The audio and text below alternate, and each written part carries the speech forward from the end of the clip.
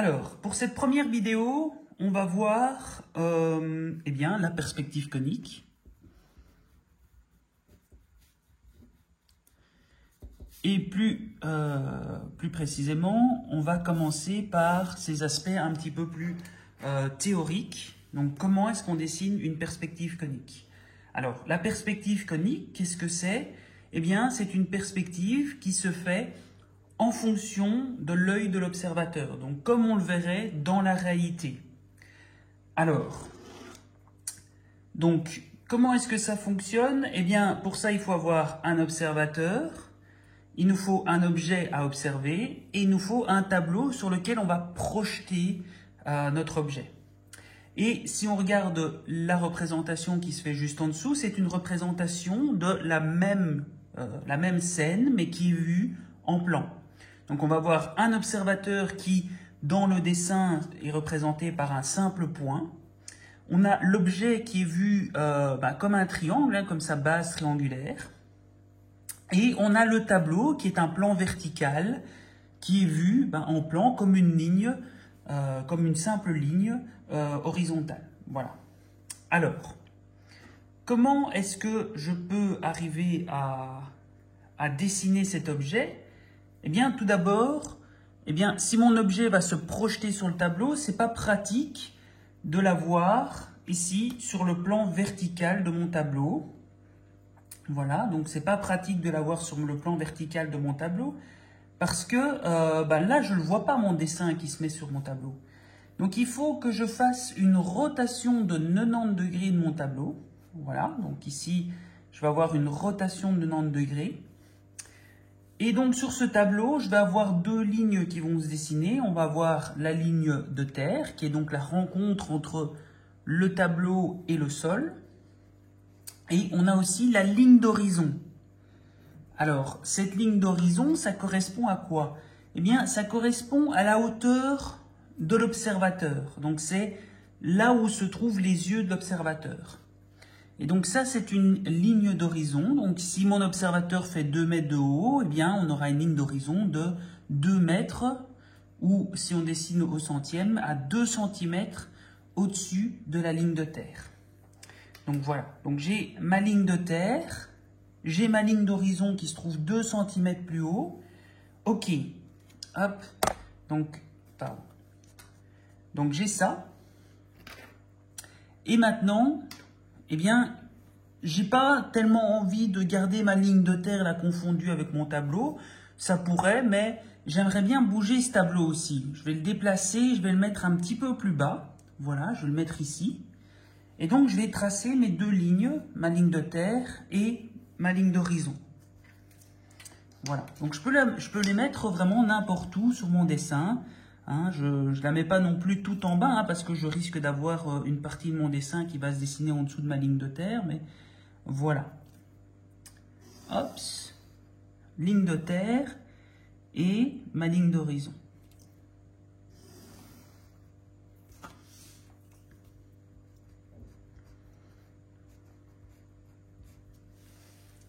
Voilà. Alors, ensuite, qu'est-ce que je fais? Eh bien, j'ai aussi besoin de ce qu'on va appeler des points de fuite. Alors, les points de fuite, il nous en faut deux. Des points de fuite. Ou rayons lumineux.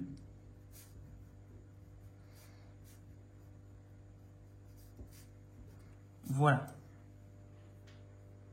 Pardon, pas lumineux, rayon visuel. Voilà. Je confonds les chapitres. Voilà. Ou rayon visuel, donc qui est le rayon visuel qui est l'observateur, le point haut. Donc, des points de fuite, il y en a 3 types qui fonctionnent assez bien de la même façon. C'est juste que voilà, ils ont des directions qui sont particulières. Voilà. Alors on a le point de fuite qui est lui totalement quelconque. Donc, il va suivre une direction qui est totalement quelconque. Et donc, ça, c'est le point F. Ce point F, eh bien, en fait, il va suivre en priorité une parallèle à la direction d'un côté ou d'une diagonale. Voilà, donc ici par exemple, j'ai une direction quelconque qui va suivre la direction de mon côté AB. Donc ça veut dire que depuis mon observateur, eh bien, je vais tracer une parallèle à ce côté-là. Hop.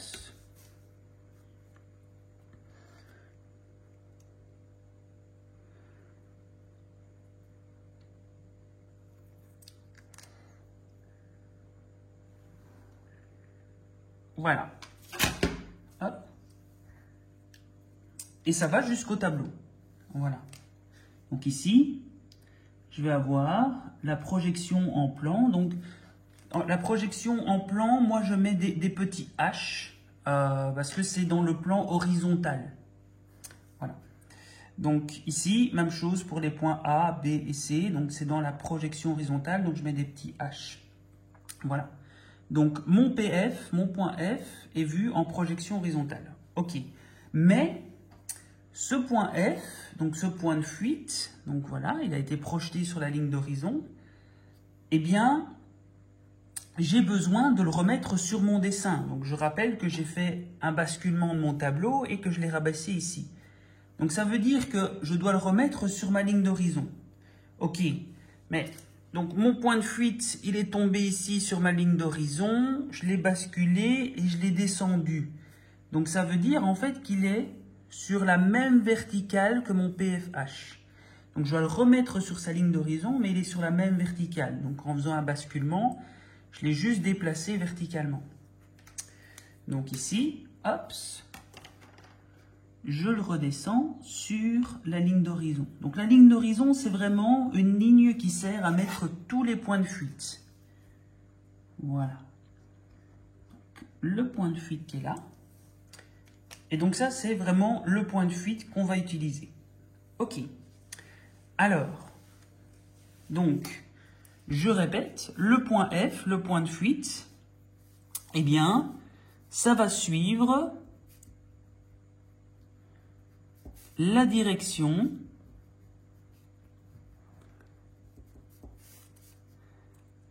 donc la direction d'un côté ou d'une diagonale. Voilà, donc on verra dans des exemples après pourquoi est-ce qu'on prendrait une diagonale plutôt qu'une direction de côté. Donc ça, eh bien, ça peut être intéressant si jamais votre point de fuite, la direction de votre point de fuite ici va sortir de la feuille avant de toucher le tableau. Donc, c'est pas tellement pratique, hein. Vous pouvez mettre une feuille à côté, mais c'est pas tellement pratique. Et on va essayer quand même de rester dans les limites de la feuille. Mais donc, ça, on verra. Donc, on privilégie quand même la direction d'un côté. Si ça marche pas, on essaye avec une diagonale. Et si vraiment ça marche pas, on peut même prendre une direction quelconque. Mais c'est moins intéressant parce que l'avantage de prendre la direction d'un côté, c'est que on va prendre 2 points du volume. Donc ça, si je prends cette droite-ci, elle prend le point A et le point B d'un coup. Donc ça diminue le nombre de tracés sur notre dessin et c'est aussi un gain de temps. Voilà. Donc, autant utiliser une de ces 2 directions-là, si c'est possible. Alors, maintenant, il y a d'autres directions particulières. Donc, il y a le point principal. Le point principal, donc ici, s'il y a une infinité de points F qui sont possibles, le point principal, lui, il est unique. D'accord? Donc, il est unique. C'est le point donc qui suit une direction perpendiculaire au tableau.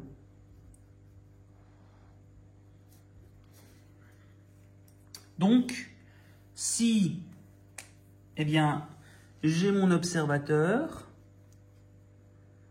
eh bien, ça correspond à la direction qui est perpendiculaire au tableau. Donc ici, hop, voilà, donc c'est la direction qui était juste ici. Voilà, avec mon point principal. Donc c'est celui qui est juste au-dessus de l'observateur. Donc là, j'ai mon PPH. Et comme pour le PF, ben, je dois le redescendre sur la ligne d'horizon. Donc là, je redescends, hop, j'arrive ici. Donc là, c'est mon point principal. Et on va le prendre surtout quand on a justement des directions de côté ou de diagonale, hein, comme pour le PF, qui sont avec une direction qui est perpendiculaire au tableau. Voilà. Donc là, c'est intéressant de le prendre. Et donc, ça nous fait 2 points de fuite. Donc, il nous en faut 2. Hop. Il en faut 2. Donc ça, c'est très important. Il en faut 2 par objet. D'accord? Donc, si vous avez plusieurs objets sur votre dessin, vous pouvez changer. Hein? Donc, vous n'êtes pas obligé de rester tout le temps avec les mêmes pour tous les objets. Mais par objet, il vous en faut 2. Parce que, voilà, donc pour arriver à trouver les points de votre objet, on va essayer de chercher une intersection de droite, et ça va être possible seulement si vous avez 2 points de fuite. Voilà. Alors, ça c'est pour le point principal. On a encore un autre point particulier qui est le point distance. Donc là, il y en a toujours 2. Hein, donc il y a le point distance qui, contrairement au point principal, est lui une direction perpendiculaire. Le point distance, c'est un point de fuite qui a une direction de 45 degrés. Voilà. Donc ici, 45 degrés. Voilà. Donc ici, si je fais une direction de 45 degrés,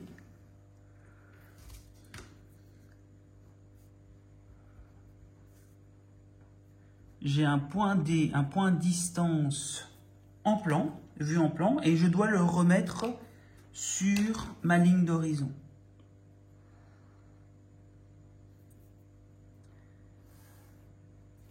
Voilà. Et donc ça, c'est mon point distance. Donc comme je vous ai dit, il n'en faut que 2 pour trouver cet objet. Hein. Donc ici, je n'ai pas vraiment besoin du point de distance parce que pour cet objet-ci, les points de fuite qu'on va utiliser, c'est assez évident qu'on prendrait plutôt le point F et le point P qui correspondent à 2 directions de côté. Donc ça, ce serait les 2 points de fuite qu'on prendrait.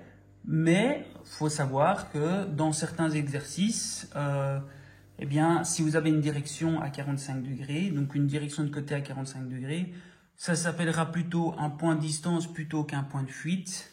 Voilà, c'est un peu anecdotique. Donc, suit une direction à 45 degrés du tableau.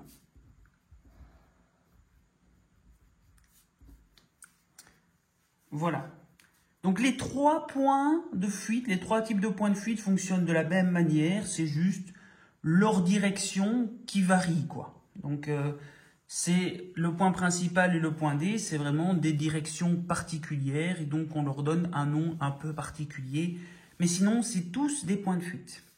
Et donc, il y a aussi les rayons visuels. Les rayons visuels, c'est quoi ? C'est l'observateur lui-même. Donc les rayons visuels.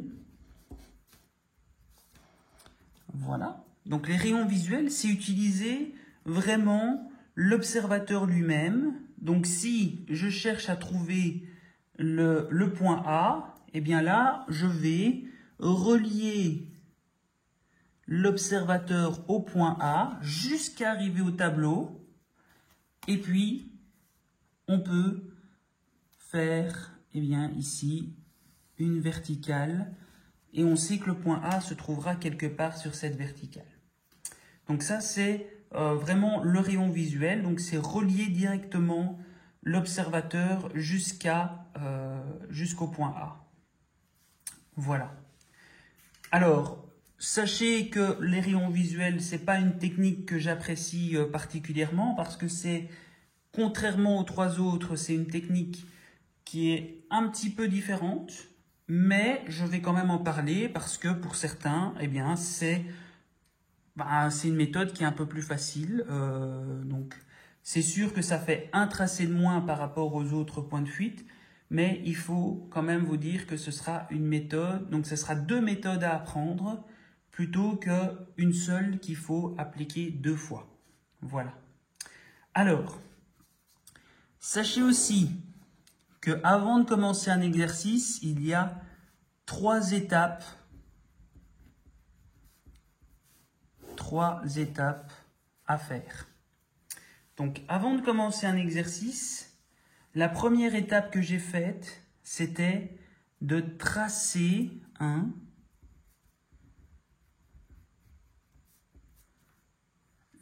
donc tracer la ligne de terre et la ligne d'horizon. Donc, la ligne de terre, je la trace là où je veux. Je laisse juste un petit peu d'espace en dessous pour laisser un peu l'objet respirer. Et la ligne d'horizon, donc qui doit être à une certaine distance de la ligne de terre en fonction de la hauteur de l'observateur. Donc ici, si l'observateur fait 2 mètres, la ligne d'horizon est à 2 cm au-dessus de la ligne de terre. Donc ça, c'est une première étape à faire qui est primordiale. Alors, deuxième étape à faire, il faut absolument, donc c'est pas une obligation, mais je vous le conseille fortement, c'est de nommer les points du volume. Si c'est pas déjà fait, donc c'est possible que dans l'exercice, comme ici, les points du volume sont déjà nommés. Et sachez que la convention veut que normalement on nomme les points dans l'espace avec des lettres majuscules. Voilà. Et les droites, c'est des lettres minuscules. Donc ça, c'est la convention que je vais utiliser dans mes exercices. Maintenant, si vous voulez nommer ça 1, 2, 3, libre à vous. D'accord ? C'est pas une obligation, mais donc en tout cas, moi je vais appeler ça ABC. Voilà, donc ça c'est une deuxième étape à faire.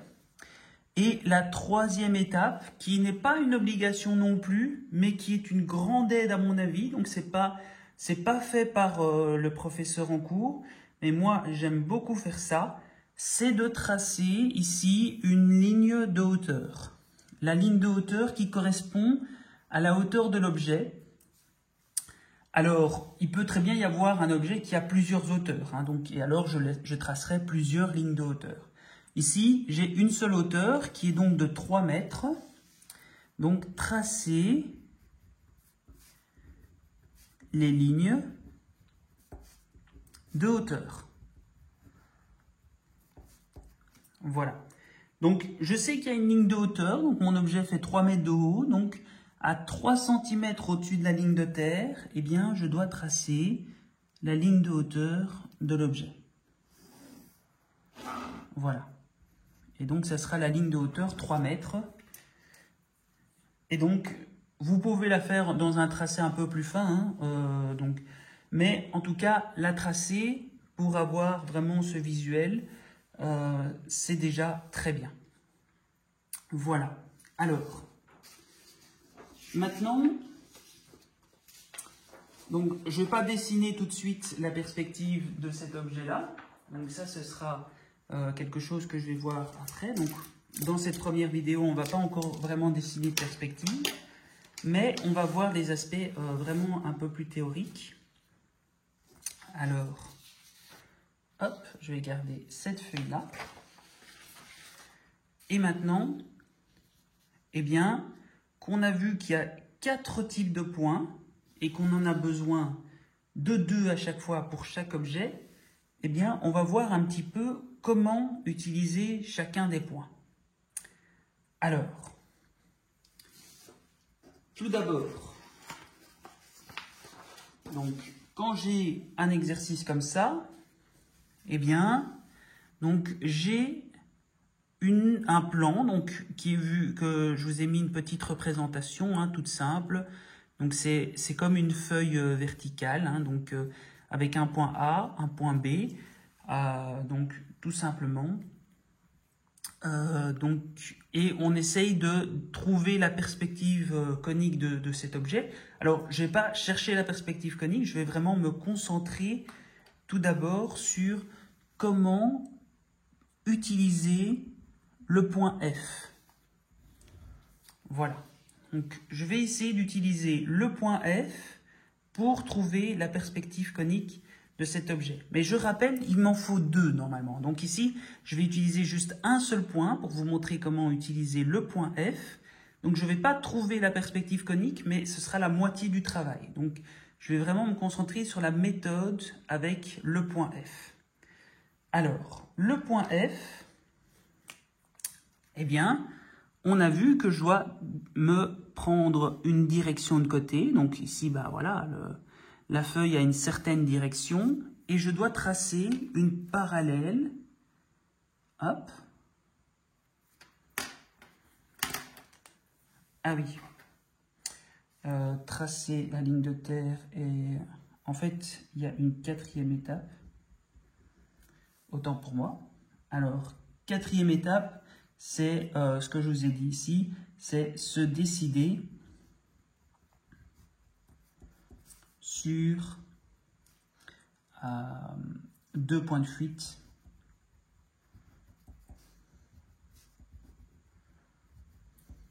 par volume. Voilà.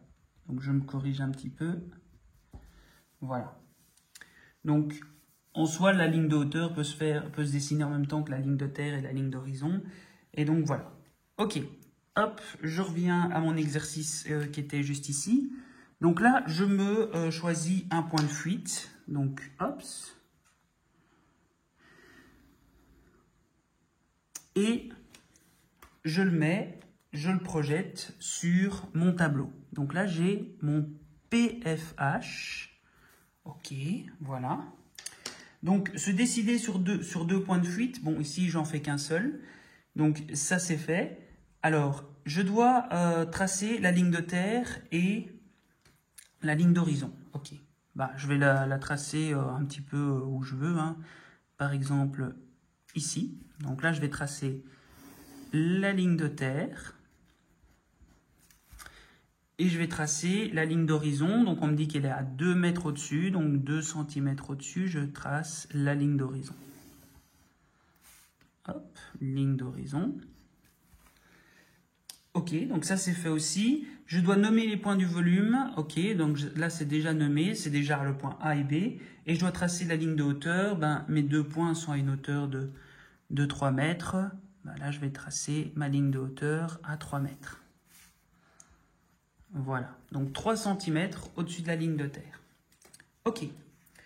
Alors, une fois que j'ai mon point de fuite qui est projeté sur mon tableau, eh bien, donc je bascule mon tableau, je l'ai déplacé ici en dessous, donc je dois descendre mon point de fuite sur ma ligne d'horizon.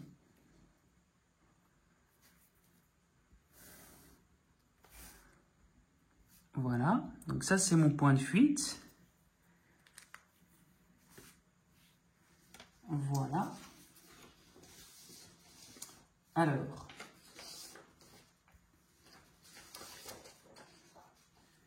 une fois que j'ai ça, eh bien, comment est-ce que j'utilise mon point de fuite pour trouver les points A et B?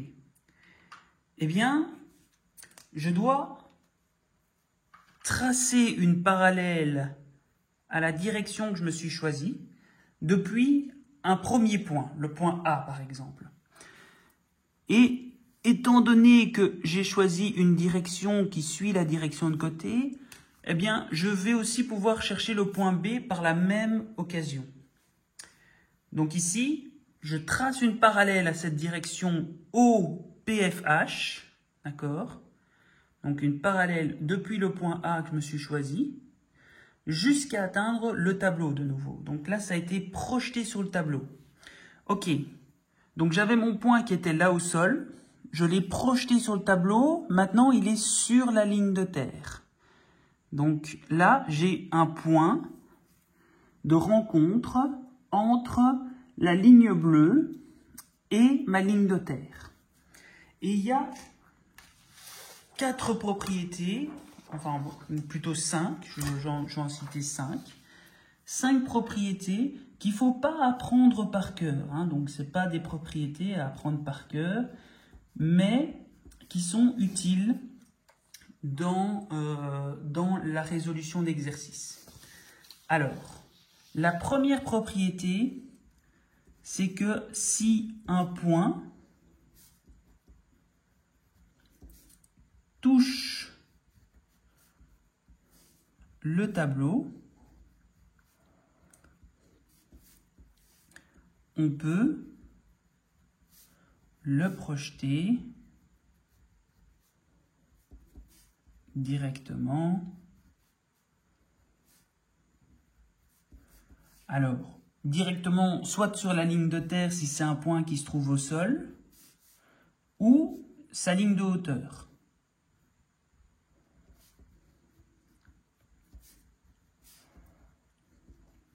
Alors, qu'est-ce que j'entends par là? Eh bien, c'est que si je prends un des points qui se trouve en hauteur que j'aurais projeté sur le tableau, eh bien ça, c'est une hauteur de 3 mètres. D'accord? Donc, j'aurais dû le projeter ici sur sa hauteur de 3 mètres. Si c'est un point qui se trouve au sol, bah, quand il est projeté, il se trouve à hauteur de la ligne de terre. Donc là, je dois le redescendre jusqu'à la ligne de terre. Voilà. Alors, ici, on va commencer par le sol. Donc, je vais descendre ça ici. Hop. Sur la ligne de terre. Voilà. Donc, la même façon qu'on avait descendu le point de fuite. Hein. Donc, mon point, il se trouve là sur la ligne de terre. Je bascule à 90 degrés, je le redescends. Et donc, il se retrouve là, finalement. Donc, ce point-là, donc avec cette ligne que je vais appeler, cette ligne ici, je vais l'appeler la ligne A. Voilà.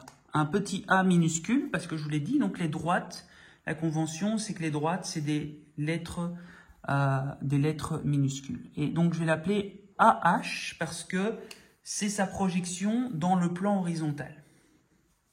OK. Mais maintenant, cette droite A, eh bien, je peux arriver à la retrouver, mais en perspective conique. Comment je fais? Eh bien, je connais un point qui lui appartient et qui croise donc le tableau. Et donc, si j'en crois la première propriété, c'est que ce point, eh bien, j'ai pu le projeter directement sur la ligne de terre. Donc ça, c'est un point qui appartient à la droite A et qui contient le segment AB. OK. Maintenant, j'ai besoin d'un deuxième point qui appartient à la droite A. Eh bien, ici en plan, je vois que ma direction de mon observateur APF, eh bien, elle est parallèle à ma droite A. Ça veut dire que dans ma perspective conique, eh bien, dans ma perspective conique, le principe, c'est que quand on a deux droites qui sont parallèles entre elles, eh bien, elles vont fuir vers le même point de fuite. Ici, le point de fuite, ben, c'est évidemment le point F. Hein, donc ici, j'ai deux droites parallèles. Eh bien, en perspective conique, ces deux droites vont fuir vers le même point de fuite. Donc, le point de fuite qui se trouve là. OK, donc ça veut dire que A, à l'infini, va aller fuir vers le point de fuite et qu'elle passe par ce point-là. Donc là, j'ai deux points et ça correspond à ceci. Ça, c'est ma droite A qui était ici vue en plan et qui est maintenant vue en perspective conique. Voilà. OK. Alors, maintenant, j'ai aussi besoin de trouver les points qui se trouvent ici en hauteur. Parce que je sais que A et B se trouvent ici quelque part sur cette droite. Alors, je ne sais pas où, tout simplement parce qu'il me manque un point de fuite. Mais donc là, je vais vraiment mettre ceci en évidence. Voilà, donc je sais que mes points A et B se trouvent ici quelque part. Voilà. Mais j'ai aussi besoin des points qui se trouvent en hauteur. Alors, même principe, ici, j'ai mes points que je vais appeler A' et B', d'accord? Donc si ça c'est les points A et B, ça c'est A' et B'. Voilà, donc moi je mets des petits primes quand c'est les hauteurs. Voilà, alors, comment est-ce que je les trouve? Eh bien par la même méthode, sauf que cette fois-ci, je me retrouve à une hauteur non plus de la hauteur de la ligne de terre, qui est la hauteur du sol. Cette fois-ci, je me retrouve à une hauteur de 3 mètres. Donc ici, quand j'ai projeté ici et que j'ai trouvé une intersection avec le tableau, je ne dois plus redescendre au niveau de ma ligne de terre, parce que ça c'est la hauteur du sol. Je dois aller m'arrêter ici sur la ligne de hauteur de 3 mètres. Voilà. Et donc ici, même principe, cette ligne qui est un peu plus haute, elle est toujours parallèle à ma direction OPF. Donc je connais ce point-là, je sais qu'elle va fuir vers mon point F. Je peux relier les deux points et trouver A', qui est donc la direction qui se trouve en hauteur.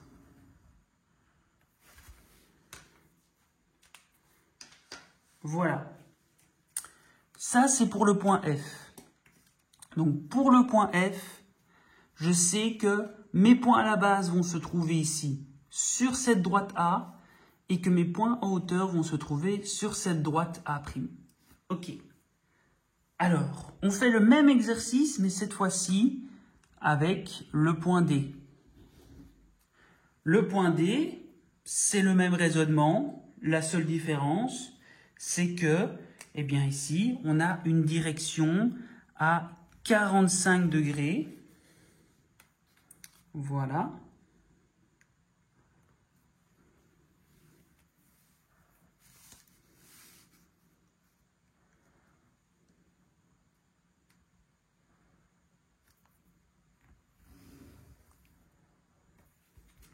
Voilà, donc ça c'est une direction qui a 45 degrés.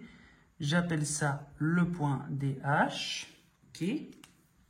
Alors, j'oublie pas mes étapes à faire avant de commencer un exercice, c'est-à-dire tracer la ligne de terre, tracer la ligne d'horizon ici à 2 cm au-dessus de la ligne de terre,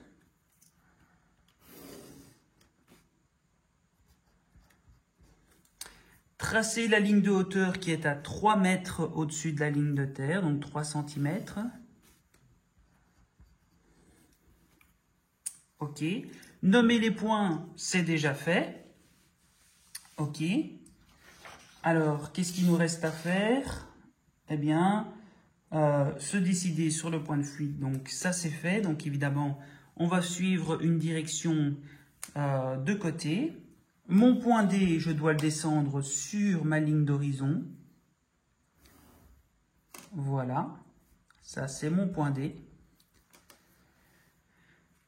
Ok, eh bien, on peut refaire le même type d'exercice, c'est-à-dire que on va prolonger ici la droite B.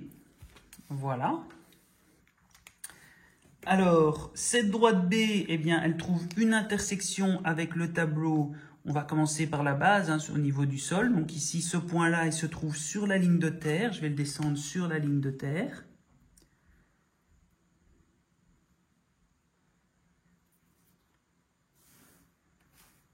Voilà. Et pour retracer cette ligne B, enfin ici c'est BH, parce que c'est sa projection dans le plan horizontal, si je veux retrouver cette droite B en perspective conique, il me faut 2 points, le point que je viens de reporter sur la ligne de terre, et aussi son point de fuite, donc là c'est une parallèle à mon point D, donc je peux le relier au point D.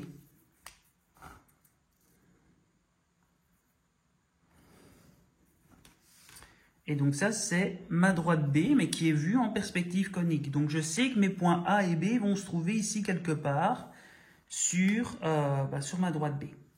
Maintenant, j'ai aussi besoin des points qui sont en hauteur. Donc, même chose. Comme les points sont à 3 mètres, cette fois-ci, je ne descends plus sur la ligne de terre. Je m'arrête ici sur la ligne des 3 mètres. J'ai besoin d'un deuxième point, c'est-à-dire son point de fuite.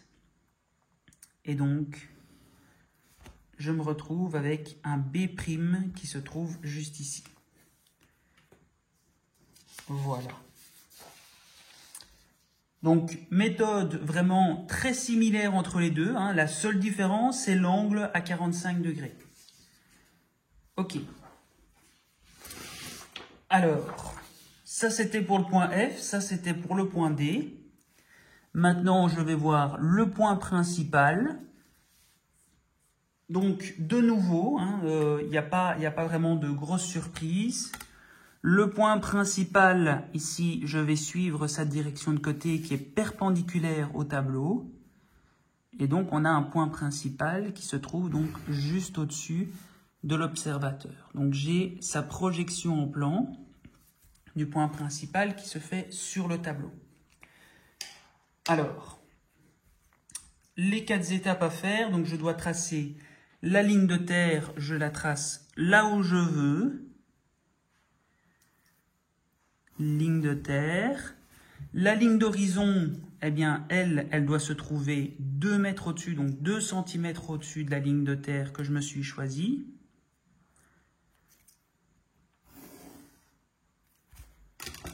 Voilà. Et je trace aussi une ligne de hauteur pour mes points. Donc là, j'ai une ligne de hauteur de 3 mètres, donc je trace 3 cm au-dessus de la ligne de terre. La ligne de hauteur de 3 mètres. Voilà. OK. Alors, donc ici, j'ai mes points qui sont déjà nommés. J'ai ma ligne de terre, ma ligne d'horizon, ma ligne de hauteur.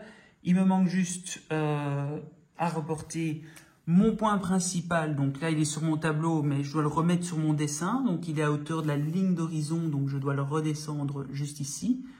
Donc pour le point principal, c'est très facile parce que tout se fait sur la même ligne. Et alors, maintenant, on peut commencer l'exercice. Donc, on va suivre le même principe que juste avant. C'est juste que là, on va avoir des lignes qui vont se superposer, comme on a vu juste ici quand j'ai reporté mon point P. Donc, j'ai tracé la verticale jusqu'au tableau et je suis redescendu jusqu'ici au niveau de ma ligne d'horizon. Voilà. Alors, j'ai mon tracé AB, donc ça veut dire que je le reporte sur mon tableau, et puis je le redescends jusqu'à sa ligne de hauteur. Donc ici, on va commencer par la base qui se trouve sur le sol à hauteur de la ligne de terre. Donc j'ai un point qui est là, donc ça c'est ma droite C, donc je vais mettre un petit H. Donc ma droite C, je veux la retrouver en perspective conique. Donc je connais un point qui lui appartient sur la ligne de terre et je sais qu'elle est parallèle à ma direction OPP. Et donc, en perspective conique, elle va fuir vers mon point principal. Voilà. Hops. Et donc ça, c'est ma droite C, mais qui est vue en perspective conique. OK. Alors j'ai aussi besoin de mes points qui sont en hauteur. Donc, ceux-là, ils sont à hauteur de 3 mètres. Donc, au lieu de les redescendre sur la ligne de terre, ça c'est pour les points au sol, je m'arrête au niveau de mes points de ma ligne de 3 mètres. Et de nouveau, je le relie à leur point de fuite, le point principal. Et donc ça, c'est la droite pour les points qui sont en hauteur. Voilà. Donc, de nouveau, je répète, c'est 3 fois la même méthode. C'est juste les directions qui changent. Et alors, on a le dernier, qui est donc les rayons visuels, et qui utilise l'observateur lui-même. Alors, comment est-ce qu'on fait avec l'observateur? Donc ici, je vais mettre quand même en évidence les droites.